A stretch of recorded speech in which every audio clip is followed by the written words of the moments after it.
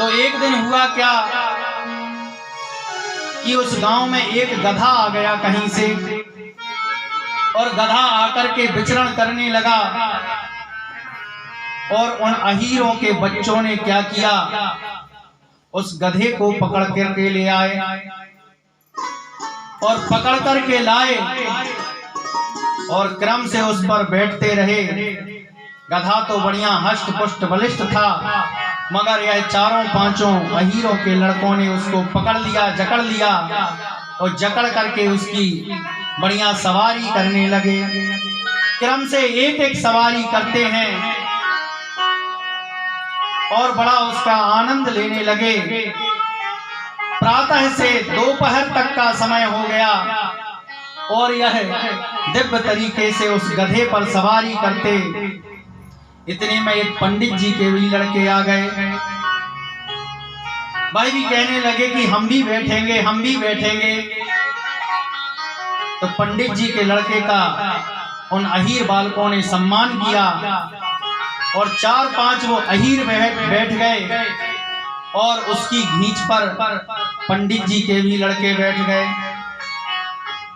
अब जब 5-6-7 जने बैठ गए तो वह गधा थोड़ा बहुत तो चला और वहीं जाकर के धड़ाम से खत्म हो गया। अब जब गधा मरा तो सब में हाहाकार मच गई कि गांव के बाहर कुछ बालकों ने गधे को मार दिया, गधे को मार दिया, अरे गधा की हत्या कर दी, गधा की हत्या कर दी। अब सारे क्षेत्र में उन बालकों की बड़ी थू-थू होने लगी कि इन बालकों ने एक गधे को मार दिया। सभी एकत्रित हुए और ब्राह्मण देव के पास गए और ब्राह्मण देव से कहने लगे, महाराज हमारे नादान बालकों ने एक गधा को मार दिया है, इसके पाप का समन कैसे होगा, कृपया करके आप बता दीजिए बढ़िया से। पंडित जी कहने लगे, बड़ी बढ़िया यजमान, बढ़िया अंटे में फंसे हैं, इस बार दवा के खर्चा निकालेंगे इनसे। कहने लगे, भैया गधा कितना बड़ा था? अरे कहीं गधा कितना था? कम से कम 1 क्विंटल का। तो पंडित जी महाराज कहने लगे, कम से कम 1 क्विंटल भार का स्वर्ण दान 5-6 परिवारों से मिलकर के और फिर हमको संकल्प के साथ करो, तब तुम्हारी मुक्ति होगी, नहीं तो तुमको गधे की हत्या लगेगी। अब वह 5 परिवार के माता पिता घबरा गए कि ये 1 क्विंटल सोना कहां से एकत्रित करें। जब घर में आए, सबने मीटिंग की, तो उन बच्चों से पता चला कि इसमें तो पंडित जी का भी बच्चा शामिल था। अब वह सभी अहीर पंडित जी के पास दोबारा गए और कहने लगे, महाराज हम 5 तो चंदा कर लेंगे, 4 चंदा कर लेंगे, मगर इसमें जो 5वां है वो आपका बच्चा है। अरे पंडित जी कहने लगे, फालतू में हम फंस गए, अब तो हमारे घर में भी सूदक लग गई और हमको ये दान मिलेगा नहीं। तब कहने लगे, यह तो प्रायश्चित हमने भागवत से देखा था, मगर कुछ प्रायश्चित रामचरितमानस में भी लिखे हैं। तब वह सब अहीर कहने लगे, महाराज थोड़ा रामचरितमानस और उल्टा के देखो, कहीं कोई बीच का मार्ग निकल जाए। तब उन्होंने जाकर के वैसे ही रामचरितमानस को उल्टाया और कहने लगे, मिल गई एक चौपाई मिल गई। कहा कि 4 अहीर 1 संतोषा, संतोष इनके बच्चे का नाम है। कहा कि 4 अहीर 1 संतोषा और गधा मरऊ पर काहू न दोषा। अरे भैया कहीं गधा मरने पे कोई दोष नहीं है। तो कहा कि ऐसे ब्राह्मण नहीं, सब सत्ययुक्त ब्राह्मण यहाँ तप करते हैं तो उनको अवश्य ही सिद्धि प्राप्त होती है। बोलिए नंदा मैया की जय। कम से कम जयकारा लगाओ। जयकारा लगाने में हमको भी पता चले कि आप बैठे हैं, नहीं तो ऐसा लगता है जैसे गार्डन में गमले रखे हों। गुलदस्ता वही गमले। बोलिए नर्मदा मैया की। कम से कम यह आवाज जाकर के मां नर्मदा के कानों में भी सुनाई दे। यहाँ तो कम से कम सुनाई दे 8 किलोमीटर ना सुनाई दे तो ठीक है। बोलिए शंकर भगवान की जय। एक बार और बढ़िया हर हर कहने से सभी के पाप हरण कर लेती है मां नर्मदा। तो हमारी कथा चल रही थी गोंदा गांव, यहाँ गंगेश्वरी तीर्थ है और यहाँ गंजालेश्वरी शिव जी का दिव्य स्थान है और यहाँ गंजाल नदी का संगम है। कहा कि यहाँ त्रिवेणी संगम है एक ही जगह पर। गोमती नदी का, वो गोमती नहीं यूपी वाली, यह एक छोटी सी नदी है, इसका नाम भी गोमती है। गोमती नदी का और गंजाल नदी का और मां नर्मदा से यह दोनों नदी मिली हैं, तो यहाँ त्रिवेणी संगम है। कहते हैं कि इसमें स्नान करने से जैसे त्रिवेणी में स्नान करने का फल प्राप्त होता है, वो यहाँ फल प्राप्त होता है। त्रिवेणी का मतलब क्या होता है? जहाँ 3 धारा हो मगर तीनों धारा एक में मिल जाने से 2 धारा तो दिखें और एक धारा ना दिखे, उसी को त्रिवेणी कहते हैं। और संस्कृत में उसको बेणी कहते हैं। जो माताएं बेणी गूंथती हैं, बेणी चोटी, उसमें भी आप देखें तो 2 ही धारा दिखती हैं। यह गंजाल और गोमती नदी के स्वरूप हैं और इसमें जो तीसरी धारा है वह दिखती नहीं, इसीलिए इसका नाम त्रिवेणी संगम है कि 2 धारा तो दिखेंगी मगर एक धारा नहीं दिखेगी चोटी की भांति। यहाँ की भी दिव्य कथा है और यह रेवा खंड के उत्तरार्ध के 12वें अध्याय की दिव्य कथा है। हमारी यात्रा निरंतर चलती जा रही है। कन्यापुर के सोमवंशी राजा हरिकेश हुए। सोमवंशी राजा हरिकेश के पुत्र चक्रवर्ती महाराज देवनीक हुए। उनकी यहाँ दिव्य कथा है और उन्होंने यहाँ पर रह करके तप किया, पूजन पाठ किया और एक बार महाराज देवनीक ने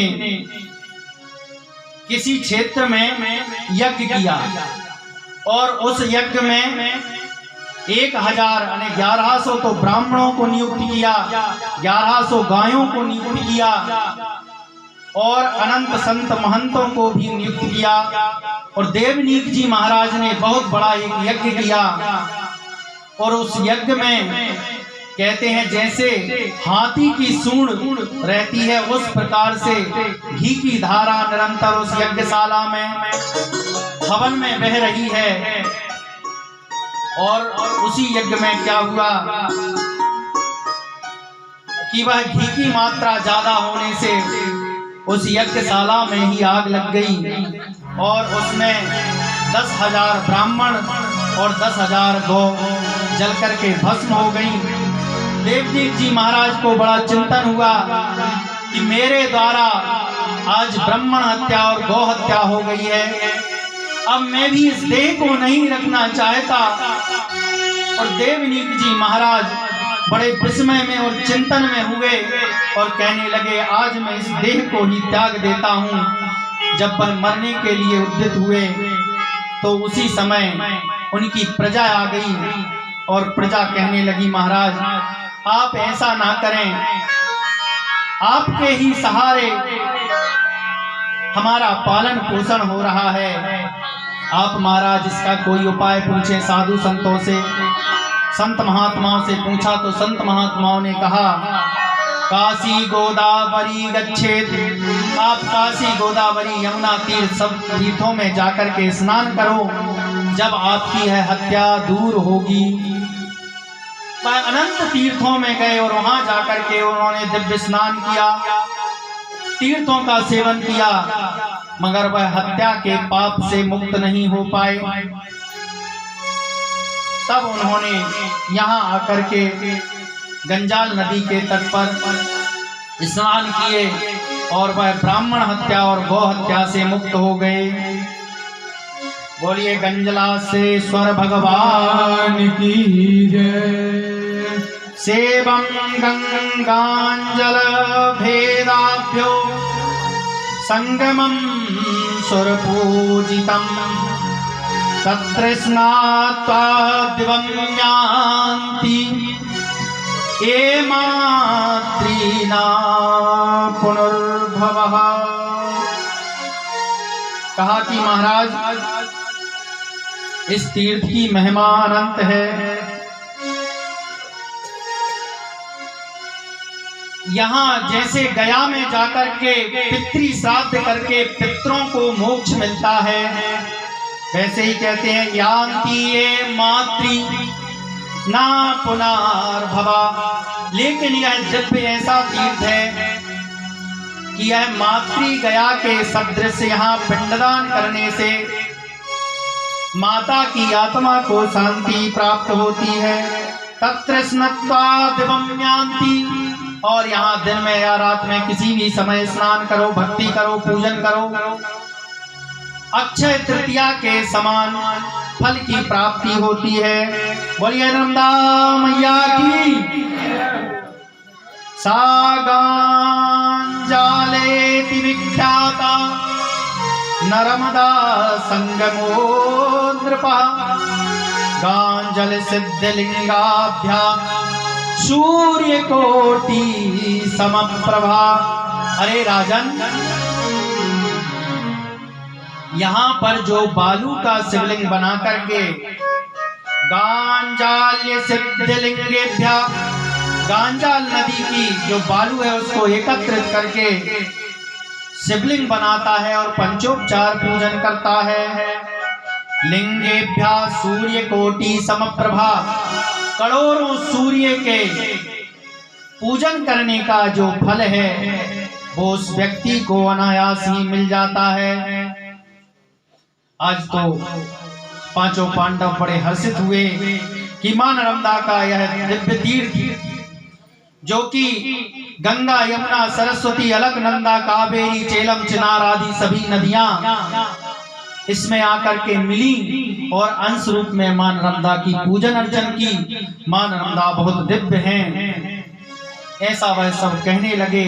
और सभी प्रकार के तीर्थ आप 2 दिन से आज दूसरा दिन है परिक्रमा कर रहे हैं, उसमें श्रवण किया होगा कि सभी प्रकार के तीर्थ और सभी प्रकार के राजा महाराजाओं ने यहाँ पर तप किया है और मोक्ष को प्राप्त किया। जिनसे जो जो भी पाप बने हैं उन्होंने यहाँ किंचित समय में भी तप करके सिद्धियों को प्राप्त किया है। कहा कि महाराज चलो अब आगे की यात्रा प्रारंभ करें। दक्षिण तट की परिक्रमा बहुत दिव्य है। ततो गच्छेन महीपालो मातृ गया रिद्धेश्वरम नर्मदा दक्षिणे कूले तीर्थम परम शोभिना। ततो गच्छेन महाराजो, हे राजन, गच्छेन का मतलब चलना। ततो गच्छेन महाराजो, हे महाराज थोड़ा और चलो, मैं और एक तीर्थ बताता हूँ। जो मातृ गया तीर्थ है वहां पर रिद्धेश्वर भगवान दक्षिण तट पर और उत्तर तट अपनी तरफ सिद्धेश्वर महादेव हैं। रिद्धेश्वर, सिद्धेश्वर, इनकी स्थापना कुबेर भगवान ने की है, जो धन के देवता हैं। किसकी? रिद्धेश्वर की। रिद्धि और सिद्धि प्राप्त करने के लिए उनकी भी कथा आती है कि ये कब की, किस हालत में की। तो इसकी कथा पर थोड़ा प्रकाश डालें, कथा तो विस्तृत है। रिद्धेश्वर, सिद्धेश्वर 2 शिवलिंग हैं, इनकी स्थापना कुबेर महाराज ने की। रिद्धि का मतलब तो आप जानते हैं और सिद्धि का मतलब, रिद्धि का मतलब है, रिद्धि और सिद्धि गणेश जी की पत्नियां हैं। जो शुभ और लाभ करती हैं, उनके जो पुत्र हैं शुभ और लाभ देती हैं। तो रिद्धि और सिद्धि कब प्राप्त की कुबेर ने, तो उसकी कथा आती है कि त्रेता युग के समय जब कुबेर ने तप किया तो ब्रह्मा आदि देवताओं से लंका को प्राप्त कर लिया। मगर जो कुबेर का भाई है विमाता का, कौन, रावण, उसकी दृष्टि इस पर पड़ गई और कहने लगा कि इस स्वर्ण की लंका तो मुझको मिलना चाहिए। और उसने उस लंका पर, कथा सबको मालूम है, उस लंका पर कब्जा कर दिया। कुबेर भगवान बड़े चिंतित हुए, पुनः उन्होंने तप किया, शिव जी प्रसन्न हुए और शिव जी ने इस बार कहा कि लंका का वैभव क्या, हम तो तुमको अलकापुरी का वैभव देने वाले हैं, जहां अष्ट सिद्धियां और 9 निधि नित्य खड़ी रहती हैं। तुम इतना चिंतन क्यों कर रहे हो? रिद्धि प्राप्त करने के लिए इन्होंने दक्षिण तट पर रिद्धेश्वर और सिद्धि प्राप्त यानी शिव जी को प्राप्त करने के लिए सिद्धेश्वर शिव जी की स्थापना की और इन्होंने पूजन अर्चन बंदन की। शिव जी प्रसन्न हुए और शिव जी ने कुबेर को अपना शिष्य बनाया, कथा सबको मालूम है। और इस बार शिव जी ने उनको अलकापुरी का राजा बना दिया।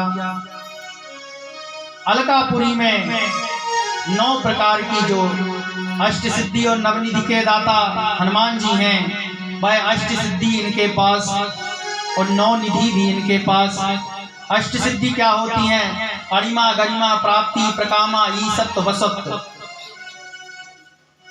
यह अष्ट सिद्धि जो होती हैं उनका मतलब है कि छोटा हो जाना, बड़ा हो जाना, पहाड़ के समान हो जाना, हवा के रूप में बहना, अरिमा, लगिमा, लघु, प्राप्ति, प्राप्त कर लेना कुछ भी चीज को, प्रकाम, ईसत्व, वसत्व, सत्व, इस प्रकार की है अष्ट सिद्धियां।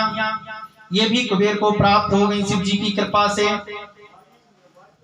और नवनिधि, पद्म, महापद्म, नील, जो नवनिधियां हैं जो शिव जी को, हनुमान जी महाराज को वैसे ही प्राप्त थी।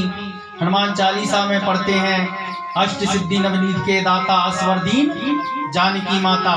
यह जानकी माता की कृपा से इनको प्राप्त हुई और कुबेर को शिव जी की कृपा से पद्म, महापद्म, नील, मुकुंद, मंद, मकरंद, कच्छप, महान, शंख, खर्ब, मिश्रित निधि, नव निधि यह पहचान।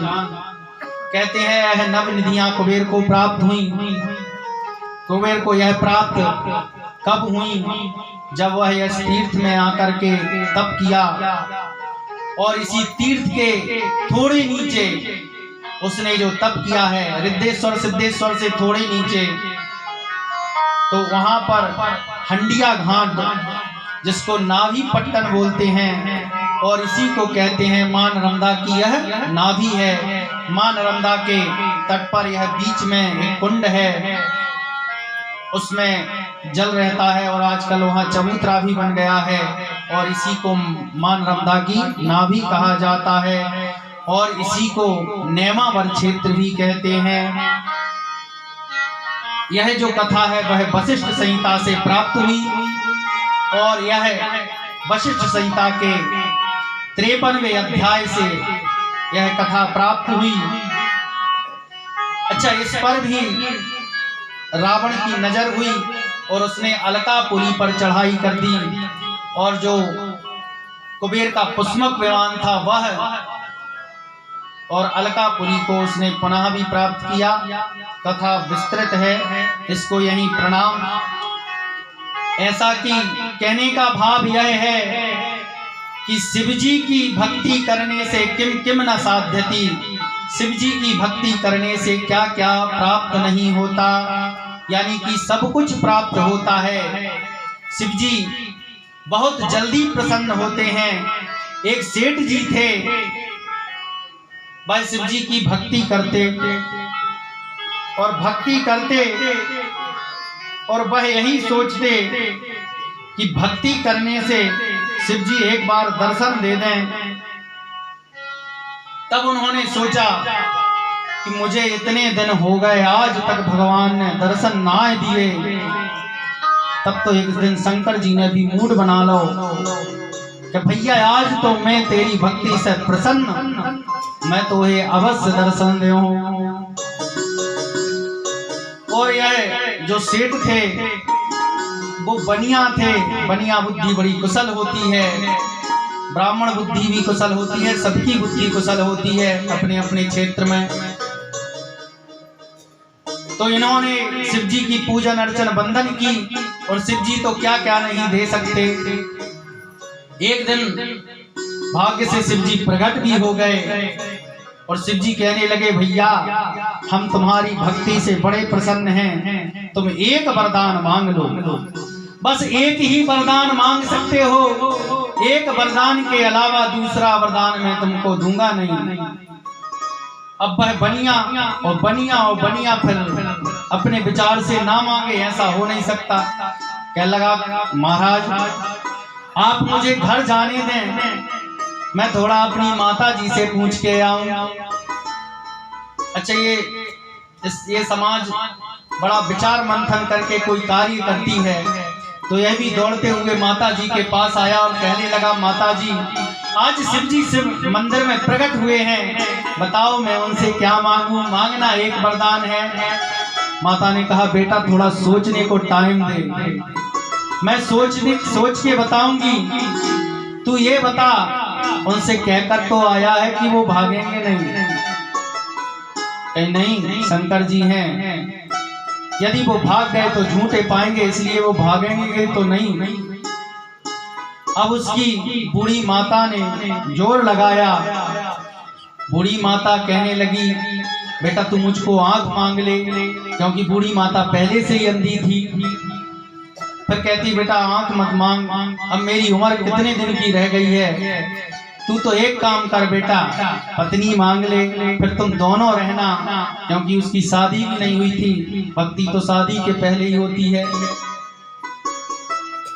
फिर दोनों ने मंथन किया कि यार पत्नी भी मांग लिया तो माता तो कुछ दिनों बाद जाने वाली हैं, खटिया पकड़ के बैठी हैं, वो वैसे ही अंधी हैं। तब सोचने लगा कि धन पैसा मांग लूं, गरीब भी था, सोचा कि माता जी कुछ धन पैसा मांग लूं, धन पैसा आ जाएगा तो रिश्ते भी अच्छे अच्छे आएंगे और विवाह भी अच्छे घर हो जाएगा।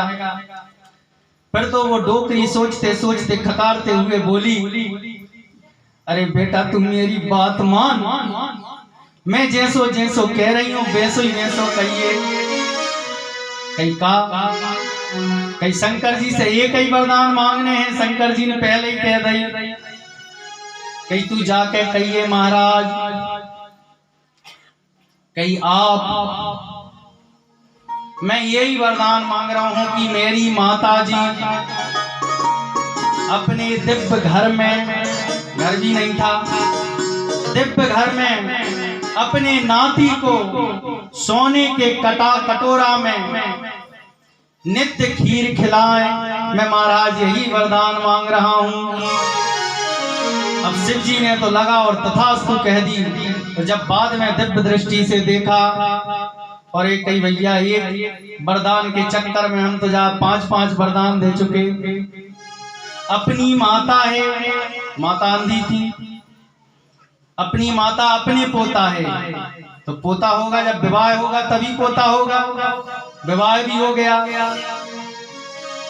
नित्य रोजाना सोने के कटोरे में, कटोरा जब सोने का आएगा तो फिर क्या कमी रहना है, धन भी मिल गया।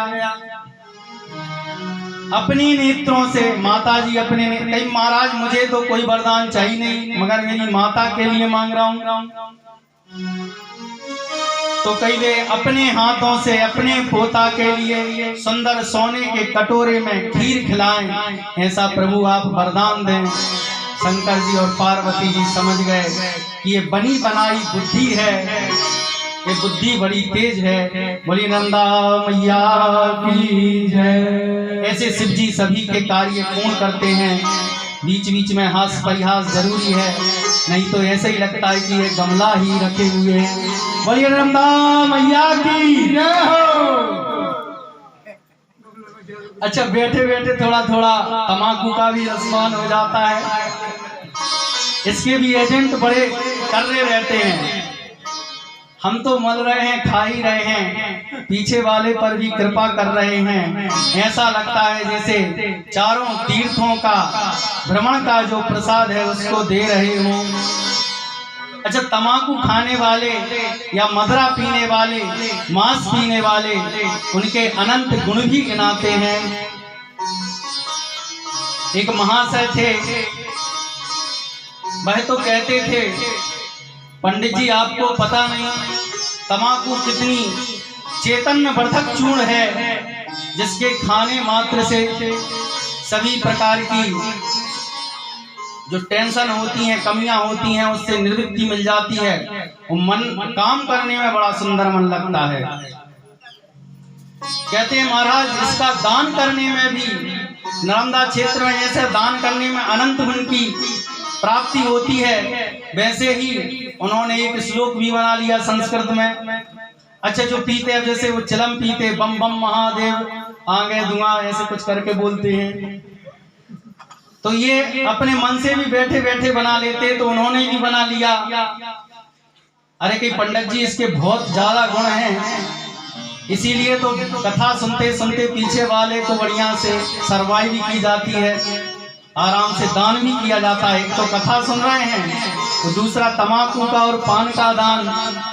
तो कहते हैं महाराज आपको पता नहीं, तो उन महाशय ने बताया कि तम्बाकू तिल मात्रेण स्वर्ण दानम फलम लभेत, चुटकी चुटकी गोदानम पुड़िया के पाप नाशनम। कई महाराज तम्बाकू तिल मात्रेण, अरे तम्बाकू तिल मात्र भी दान कर दो, तम्बाकू तिल मात्रेण स्वर्ण दानम फलम लभेत, स्वर्ण के दान के समान फल प्राप्त होता है। चपटी चपटी गोदानम और चूना के साथ मिलाकर के यदि दे दी तो गौदान के समान पुण्य मिलता है। और महाराज हमने सुना कि और कहा कि पुड़िया के पाप नाशनम, और पूरी पूरी ज्योति जर्दा की पुड़िया दे दी तो उसके तो सारे पाप भस्मीभूत हो गए। और महाराज आप कहते हैं कि कथा में तम्बाकू ना खाएं। बोलिए नर्मदा मैया की जय। ऐसे जो जो सपेरे बामियों पर भी बैठे हैं, सपेरे बामियों पर भी लिए बैठे हैं, और सांप भी कम नहीं आंखों में दूरबीन लिए बैठे हैं। कल तलक जो भगत दूध पिया करते थे,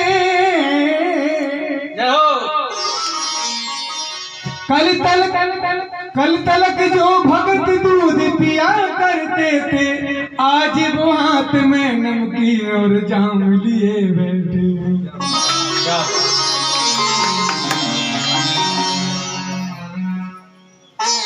तो इसकी भी अनंत महिमा बताते कि महाराज आपके धर्म ग्रंथ ही दान करने पर मोक्ष नहीं देते। ऐसे जो जिसका जो क्षेत्र होता है वो अपने क्षेत्र की अनंत महिमा बताता है।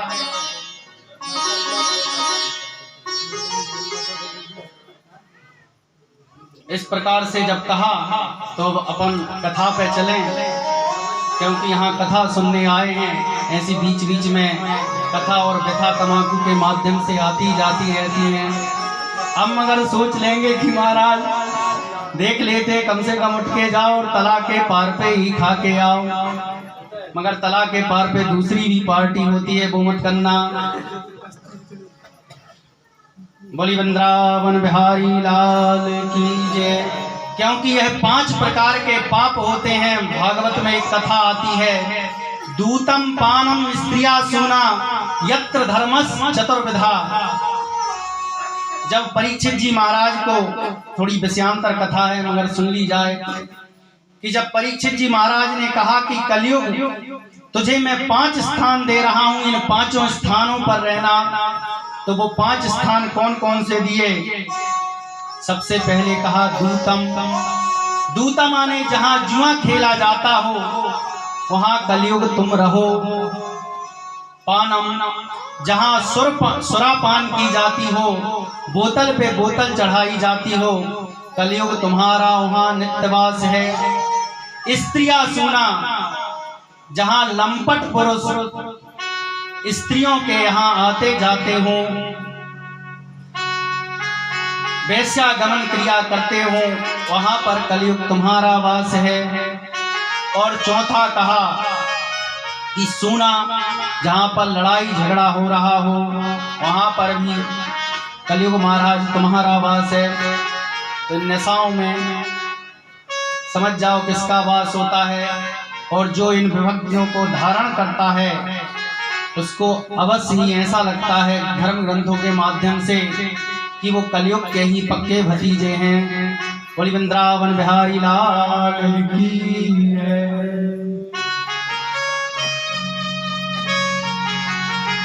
ये तुक्का से बात नहीं कह रहे, ये सब धर्मशास्त्र कहते हैं कि परमात्मा की प्राप्ति के लिए 4 कारण। जब परीक्षित जी को सुखदेव जी महाराज ने यह बात बताई थी भागवत ग्रंथ में कि दूतम पानम स्त्रिया सुना यत्र धर्म चतुर्विधा। अच्छा, एक और बात बताई कि जो पशु पक्षी हैं वह अपने नियम पर चलते हैं, कुत्ते भी अपने नियम पर चलते हैं। इसीलिए सज्जनों ने कहा कि इसीलिए उनके लिए प्रवचन नहीं हुआ करते हैं, सब अपने नियम पर चलते हैं। जैसे गाय को आप कितना भी दिन भूखा रखें मगर वो मांस भक्षण नहीं कर सकती। सिंह को आप कितने भी दिन भूखा रखें मगर उसके बाद वह मांस का भक्षण नहीं कर सकता। गाय का भोजन चारा है तो वह चारा ही खाएगी, भूसा ही खाएगी। सिंह का भोजन मांस है तो वह मांस भी खाएगी। अच्छा, उसी प्रकार से उनके दांत भी रहते हैं। गाय के दांत नहीं होते आगे, एक तरफ नहीं होते। और सिंह के बड़े बड़े दांत होते हैं कि भैया तू मांसाहारी है तो मांस को पचा। और हम लोगों से कहा जाए कि तेरी जो आते हैं वह भोजन पचाने के लिए है, ना मांस पचाने के लिए, ना चारा पचाने के लिए। तो कहेगा महाराज मांस भी ना खाएं, चारा भी ना खाएं, और ज्यादा समझाओगे तो वो तुम्हारी खोपड़ी भी खा जाएंगे।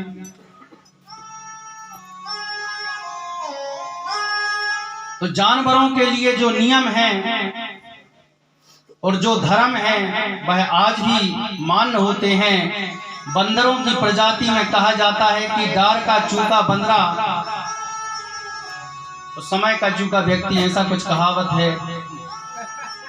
वो कैसी है? तो कई बंदर यदि डार से चूक जाए तो उससे वह उसकी जाति से निकाल देते हैं। ऐसा आज उनकी परंपरा में है, मगर हम लोगों की कोई परंपरा नहीं। मांस मिल जाए तो मांस भी खा लेंगे, चारा मिल जाए चारा भी खा लेंगे, और ज्यादा कुछ कहा तो खोपड़ी को भी खा जाएंगे। ऐसे ही एक कुत्ता था, डेंग है थोड़ा सा, तो वह गया और जाकर के कहने लगा, कहा कि भैया मैं आपकी सभा में आ रहा हूं। तब सारे कुत्तों ने मिलकर कहा कि तू उस दिन सामूहिक रूप से हम लोगों का साथ नहीं दिया।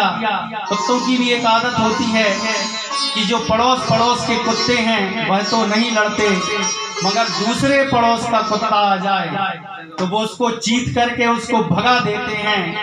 तो एक दिन क्या हुआ कि एक कुत्ता आया, सब कुत्ता तो उससे झूम गए मगर वो एक कुत्ता दूर खड़ा रहा। तो सभी कुत्तों ने निर्णय किया यह हमारे पड़ोस में आया और यह उस कुत्ते से नहीं लड़ा, इसलिए इसको पार्टी से बेदखल कर दिया जाए। तो कहा आ गया कलुआ। अरे कहा कि आ गया कलुआ, कहाँ चला गया था? अरे वो दल बदलुआ, तेरे जाने से हम बिल्कुल भी नहीं थे बेचैन, तेरे जाने से हम नहीं थे बेचैन, आज हम तुमको दल में रख लें, क्या हम वैसे नहीं थे? हम वैसे नहीं थे कि इंसान की तरह हम तुझको अपने दल में रख लें। अरे ओ दल बदलुआ, तू यहाँ से चला जा, हम वो इंसान नहीं जो धोखा खाने के बाद तुझको अपने दल में रख लें। अरे ओ दल बदलुआ, तो कुत्ता भी यदि उसके साथ दूसरा घात कर दे तो वो नहीं रखते। तो हमको कुत्तों से भी, पशु पक्षियों से भी शिक्षा लेना चाहिए। और दत्तात्रेय जी ने तो अपने जीवन में 24 गुरुओं से शिक्षा ली, ऐसी कथा भागवत में आती है। बोलिए नर्मदा मैया की जय। चलिए इसके बाद आगे अपनी परिक्रमा को प्रारंभ करें।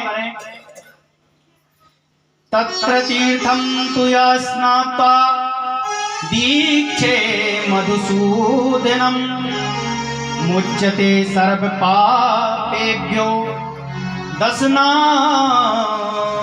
कीर्तितम।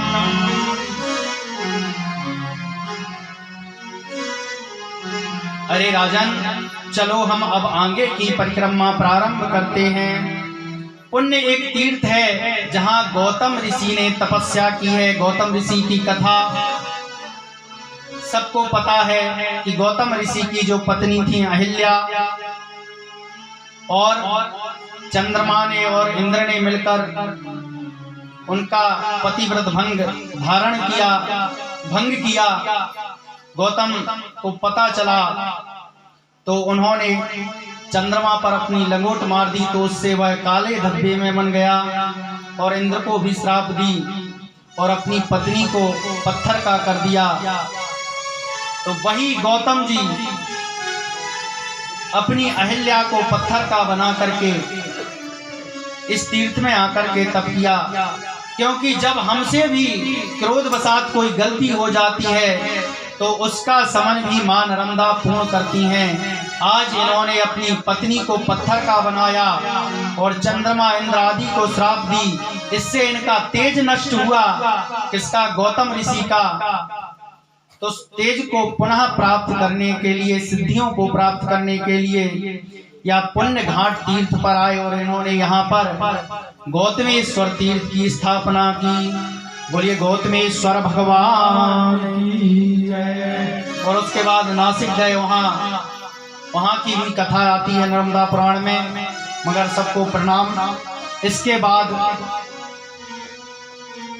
धारा तीर्थ है जहाँ सप्त देवियों ने, जो आपने देखा होगा जब हमारे घर ब्राह्मण देवता पूजन करने आते हैं तो वो एक पटिया में सिंदूर की 7 6 5 4 3 2 1 इस प्रकार की बिंदु बनाते हैं और कहते हैं कि यह लक्ष्मी का स्वरूप है।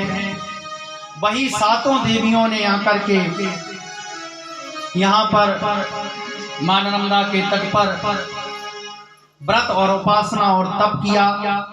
यहाँ पर सोमंती अमावस्या के दिन हर वर्ष मेला लगता है, जब भी सोमंती अमावस्या पड़ती है, और भाद्रपद की अमावस्या पर यहाँ मेला लगता है। और इस मेले के समय यहाँ पर बुड़की लेने से, स्नान करने से अनंत फल की प्राप्ति होती है। और यह जो 7 देवियां हैं, आपने पूजन में देखा होगा एक पटा में बनी रहती हैं, यहाँ पर भी बनी हैं। ये पंचांग देवताओं में आती हैं। कहते हैं कि इनकी पूजन किए हुए ये कौन कौन की? कलौ चंडी विनायक। कलयुग में चंडी और विनायक, चंडी आने देवी जी, अम्बा आने गणेश जी की पत्नी माता कौन? गौरा जी। और गणेश जी की कलौ चंडी विनायकौ, कलयुग में प्रत्यक्ष यदि देवता हैं, सर्वप्रथम पूजनी हैं, तो वह कौन? गणेश जी और गौरा मैया। इसीलिए बोलते हैं गौरी गणेशांबिकाभ्याम नमः। सबसे पहले इनकी पूजन होती है।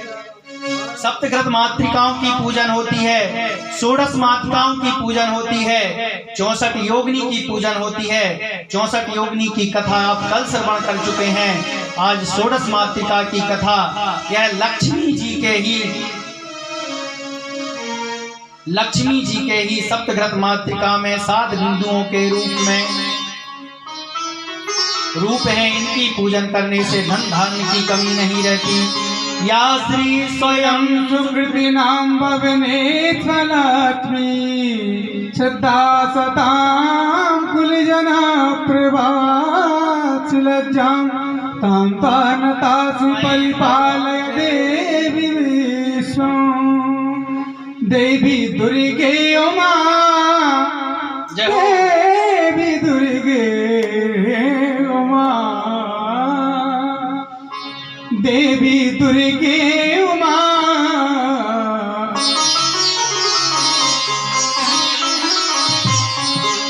देवी दुर्गे उमा, विश्व जननी उमा, तुम तारा, एक जगदम्ब तेरा सहारा। देवी दुर्गे उमा, विश्व जननी तुम तारा, एक जगदम्ब तेरा सहारा, एक जगदम्ब तेरा सहारा।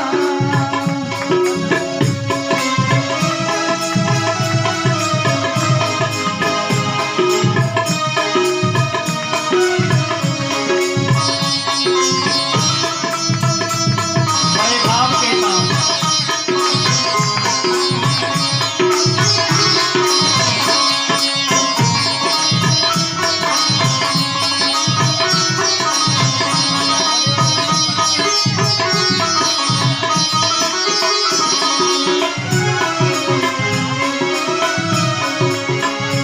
देवी विश्व जननी